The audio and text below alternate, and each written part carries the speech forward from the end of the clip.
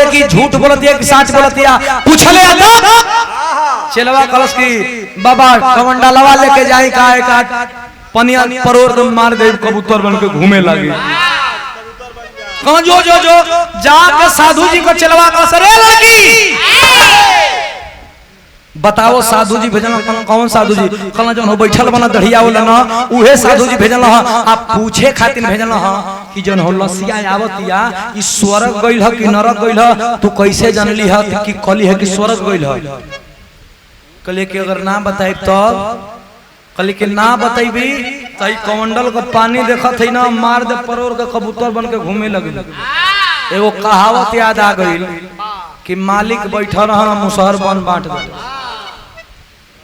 चेला मैं गुरुओं से चाप के बोलत है परोर को मार दो कबूतर बन के घूमे लगे आ गुरु खाली कहले हो कि पूछ के आ कि कैसे जलस की स्वर्ग जाई कि नरक जाई कलश के सुना तू अरे फुदकत ढेर जान ले तू फुदकत ढेर बा पहिला हमार विजिटिंग कार्ड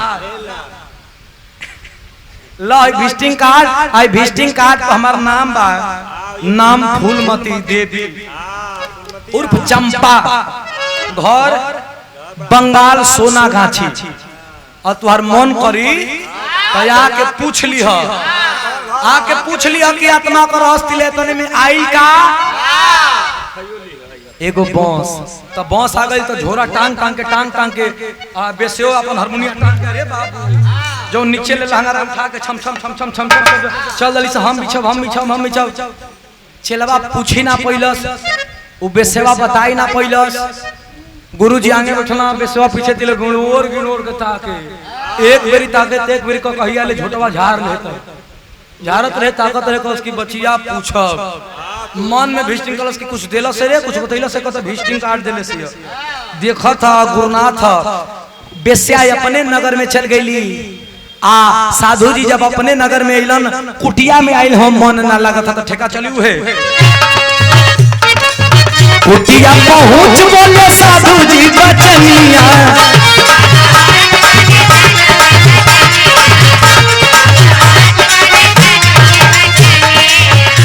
कुटिया में साधु जी उतरना साधु जी सुने कुटिया में साधु जी उतरना मन लागत नहीं खे शिष्यन के शिक्षा दीक्षा देखवा लेकिन मनवा तो उहे बस सोचा था कि कहो एगो नाचे गावली है आत्मा का रहस्य बता सकेला का कि मरला के बाद कहाँ जाला उ नचनियावा कलश की स्वर्ग में जाई सोचा था ना डूबल वाला का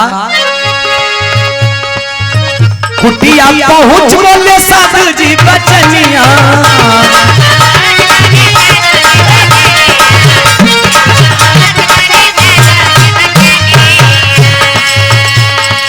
शिष्य सब करो आज हरि के भजनिया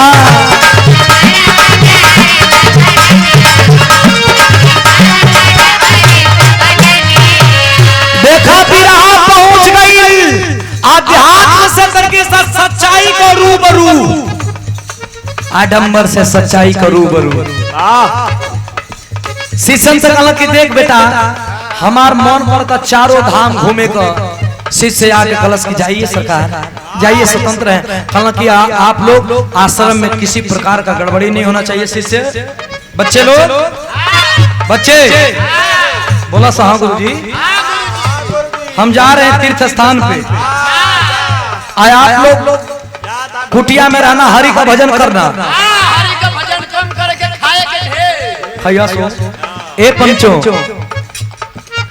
शिष्य सब करा आज हरि के भजनिया कल जाता तीर्थ स्थान को कह के गई ना लेकिन जात कहाँ चोरी चोरी गईले बेस्या के भवनवा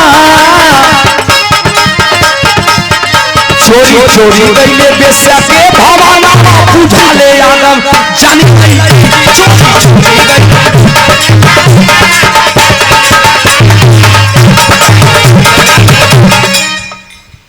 चोरी चोरी गई ना बेस्या के भवनवा कुटियावा में कहना का कि हम जाते हैं तीर्थ स्थान पर काशी मथुरा उत्तराखंड ऋषिकेश बद्रीनाथ घूमब लेकिन कह के आ कड़वा चुपचाप में रखले हम लड़किया का पूछत पूछत कहला कि हम काशी मथुरा जाते हैं कि उ नचनिया ले पूछब कि आखिर कैसे कलश से के जौन मरल बा स्वर्ग लोग जाई।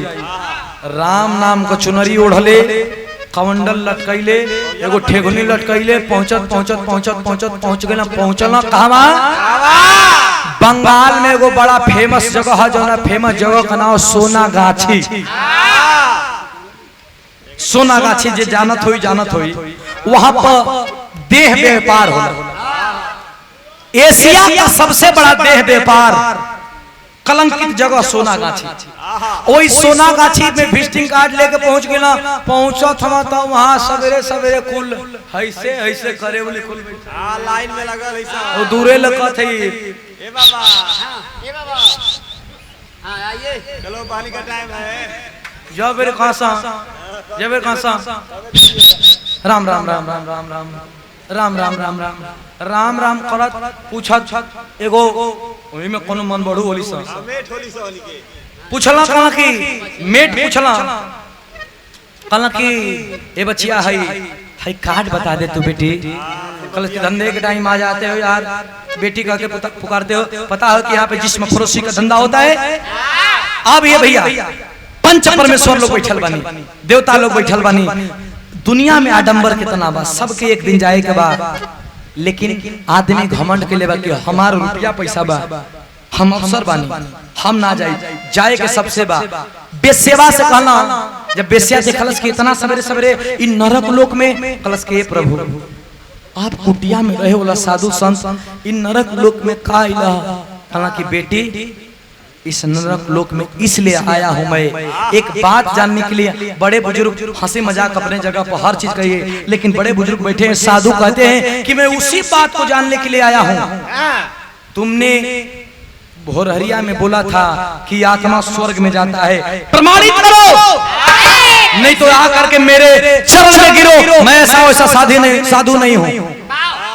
बेसेवा हंसे लागल कलश के हो इतना पहुंचल ज्ञानी ऐसन बात कथवा शर्म लगे के चाहिए। यहाँ गीत लगतिया विष्णु ओझा जी निर्गुण पंच परमेश्वर। जहाँ भी मरनी होला हमके नहीं खिलागत के अगर ओजा बाजा बाजत होई तो ई गीत ना बाजत होई। जहाँ भोजपुरी का सुनवैया हुई अगर मरनी होई आ ई गीत ना बाजत होई तो उते रही अधूरा बा। कौन गीत बाजेला? ई गीत अमर है। कैसे?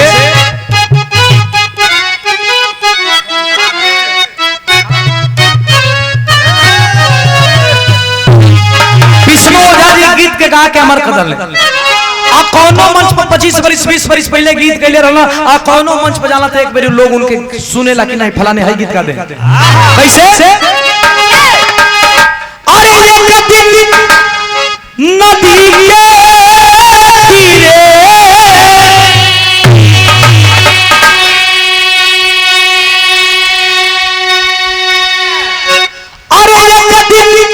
नदी के तीरे अरे की जात रहली धीरे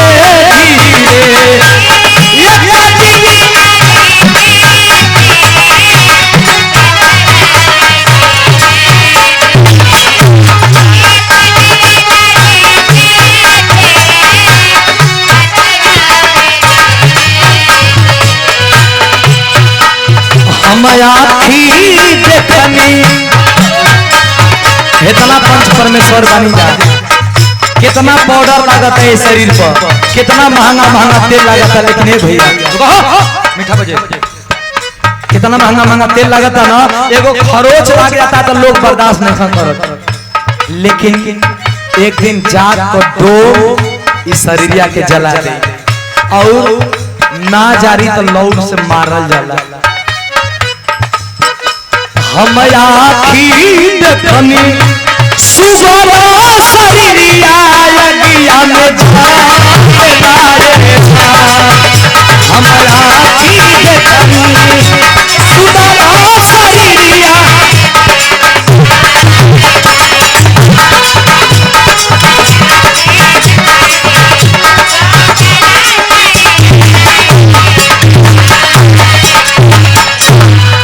लेकिन साधु जी वो बेसेवा से पूछा ताला आँख जे पटरी बनले होई कि हम या जिए आइल बनी तो आज हम गावत तनी काल ना रह और वो लोग सुनो तनी काल ना रह। ए पंच परमेश्वर साधु जी सवाल कइल हन का अरे कि साधु समनवा बोले बेस्या के भवनवा बोले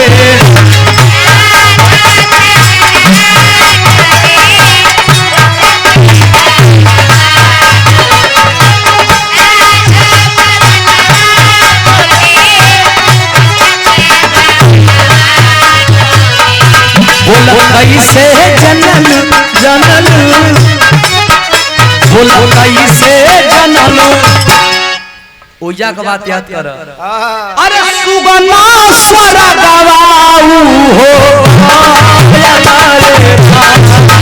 बोला कैसे जनल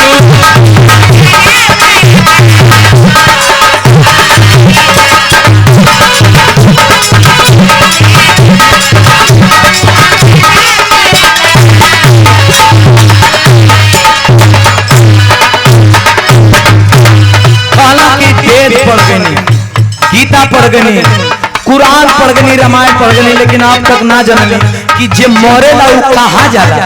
आ तू नाचे वाली बता दलू एक बात कोटेशन है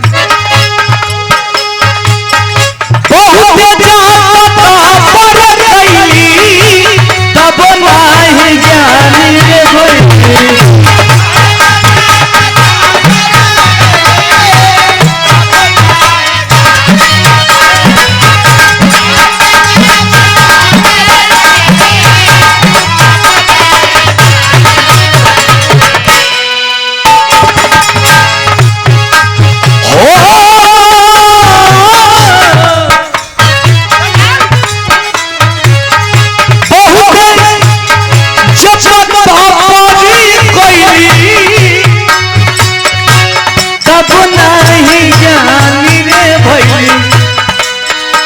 बोला कैसे जनल अरे मनवा धीर मोरा भजरा।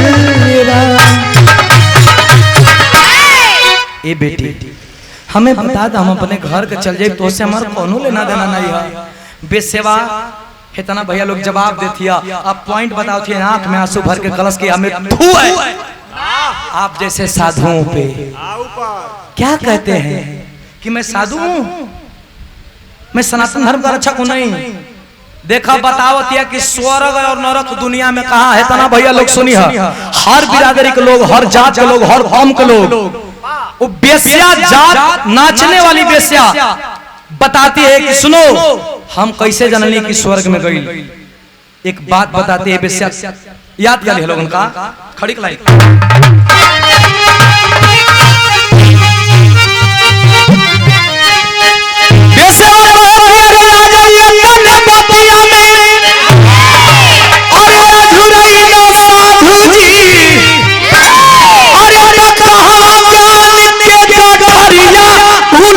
साधु जी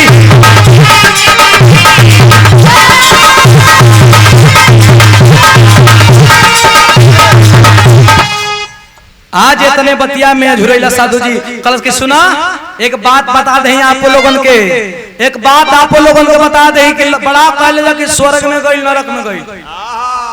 बिना साहित्य सम्मत का आदमी जन्म लेता ना, बिना साहित्य सम्मत का आदमी जन्म लेता ना अल्लाह का वहां साहित्य देखवा साहित्य निकाला जाता। साहित्य भगवान पे भरोसा है लेकिन कुछ चीज गलत हो रहा है, कुछ चीज हर चीज सही है। अच्छा साहित्य निकलता कि फलाने तारीख के तोर शुभ विवाह बा, गाड़ी लड़ जाती है मर जाता। जब शुभ विवाह बा तो कैसे मर जाता है भैया? ए भैया होनी होइबे कर। जब शुभ बा तो कैसे लड़ के मर गिला? याद करिए लोगन मंत्र पढ़ल जाला। आज मंत्र 7 फेरा लेवल जाला तो ओकरा में कहल जाला कि अखंड सौभाग्यवती। इसलिए 2 महीना के बाद छुट्टी छुटा हो गई। 7 जन्म को पहरा लगा दला, 2 महीना के बाद छुट्टी छुटा हो गई। ये समझना है कि हर चीज का सम्मान है हमारे हिंदुस्तान पे। अरे सुनाओ, इंसान का कहा, अरे हिंदुस्तान का धरती पर पत्थर के पूछ के आदमी मनवांचित फल पा जाला, पत्थर के पूछ के। बेसेवा परस के सुना, कहता रहा ना कि कैसे स्वर्ग में गई, तो कह दिया का कहलस कि अरे जेकरा के अच्छा कहि के पढ़े लिखे साथी सुधीर लाल का रामायण में लिखल गई बा। अरे कि जेकरा के अच्छा कहि के और लोग बहुत लोग हो। ओम प्रकाश भैया, स्वर्ग क्या है? 100 बीघा हम जोतब, 100 बीघा हम जोतब तनी आ सांझी का भोजन बिना आंख में कीचड़ भेज दनी, भोजन नहीं खेबे। लइका आपके मरता, पतो है आपके मारतिया, मेहरारू आपके मारतिया, और 100 बीघा को जोतनिया बनी तो हमारा खातिर स्वर्ग बा कि नरक बा? आप लोग बताइए, आप लोग बुद्धिजीवी, हमारा खातिर स्वर्ग बा कि नरक बा? बोला लोगन। आ घरे घरे चिनिया बादाम आ नील बेचे वाला, नील चिनिया बादाम आ नील बेचे वाला समय से खा के ढेकारा था, तो ओकरा खातिर नरक बा कि स्वर्ग बा?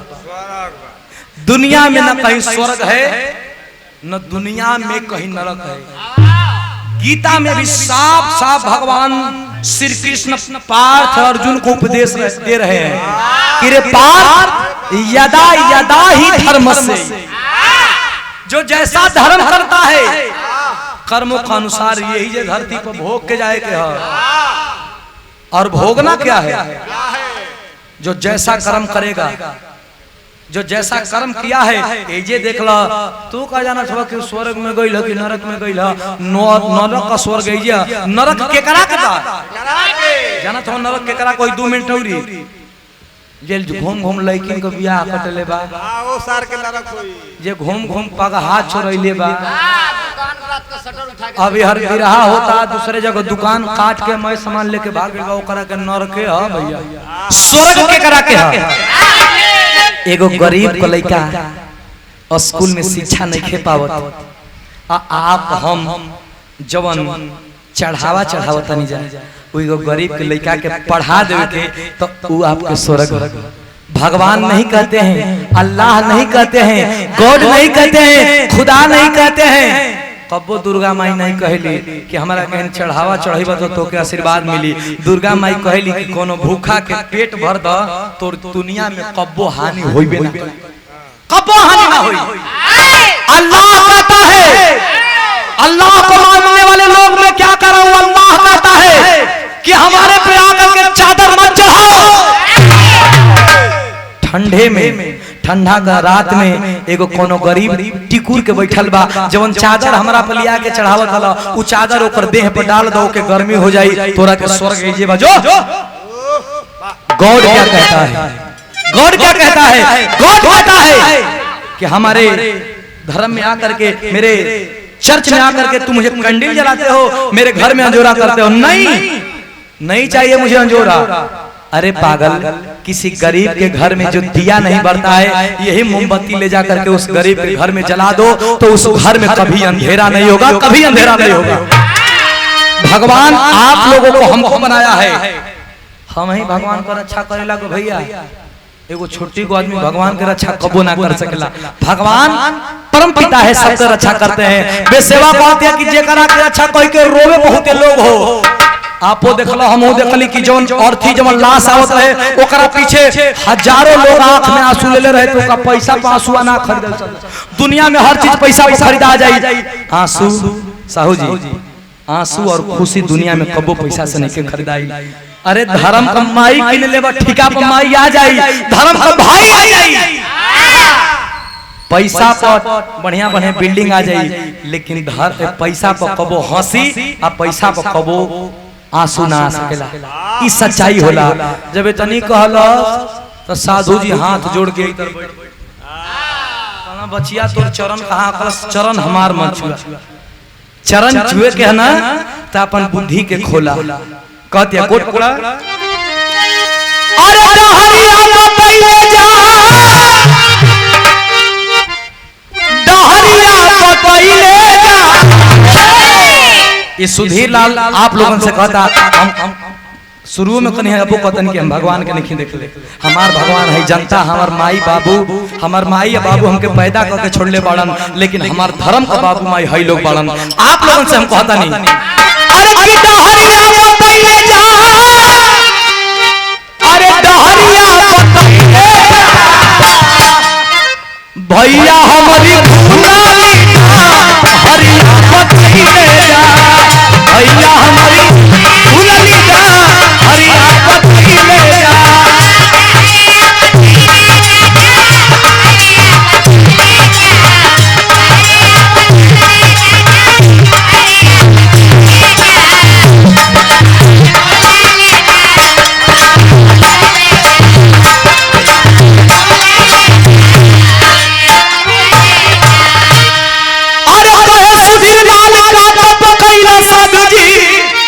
अरे कहा ज्ञान के गठारिया भूलैला साधु जी, अरे बोला बात बोला ये जवाना श्री सीता बोलबो तो बोला ये जवाना। बहुत बहुत दिल से धन्यवाद। अब पुनः एक बार घोरारी का सवेरे का प्रणाम करतनी, गावे में बजावे में दोनों जन एक दोनों आदमी एक पहुंच जाएगा, सब कर मन बा। अच्छा तो भौजाई बना के ना देवर कले बाड़ू, देखो मुकरी हम देवर कले बाड़ू, तो छोट देवर बाने हम। तो अरे नियन भौजाई से अगर बिरहा रहे तो हम कबो थकबे ना।